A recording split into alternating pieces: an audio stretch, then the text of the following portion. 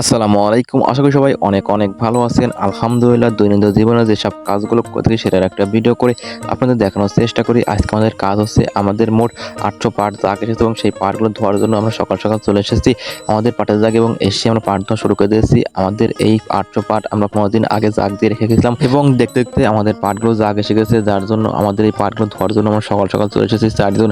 আমরা চারজন মিলে মোট ৮০০ পাট ধোবো। আমরা যেখানে পাট ধুতে এসেছি এইখানে অনেক পানি হয়, কিন্তু এই বছর এখনো পানি হয় নাই, কারণ হচ্ছে এই বছর এখনো বৃষ্টি হয় নাই, যার জন্য এখনো পানি হয় না এবং এখান দিয়ে হচ্ছে নদীর পানিও গড়ে। এখনো নদীতে পানি বেশি হয় নাই, যার কারণে নদীর পানিও এখনো আসে নাই। আমাদের এরই মধ্যে হচ্ছে পাট জাগ এসে গেছে, আমরা এই অল্প পানিতেই পাট ধুতেছি, এর জন্য হচ্ছে পাটের কালারটা একটু খারাপ হচ্ছে। এছাড়া আমাদের এলাকায় আমরাই প্রথম পাট কেটেছি। আমাদের এই পাটগুলো হচ্ছে পেঁয়াজের মধ্যে ফোন করা ছিল, যার কারণে আমরা আগে আগেই পাটগুলো কেটে ফেলেছি এবং এর জন্য আমাদের পাটগুলো ধুতে হচ্ছে। এছাড়া আল্লাহর রহমতে আমাদের পাটের ফলনটা অনেক হয়েছে এবং আমাদের মোট ২০ শতক জমিতে ৮০০ ৮৫০ পাট হয়েছে এবং ৮৫০ পাটই আমরা জাগ দিয়ে রেখেছিলাম একই সাথে, এবং একই সাথে আমাদের ৮০০ পাটই জাগ এসেছে এবং আমরা ৮০০ পাট দেওয়ার জন্য মোট ৪জন লোক এসেছে এবং ৪জন লোক সকাল থেকে পাট দেওয়া শুরু করে দিয়েছি।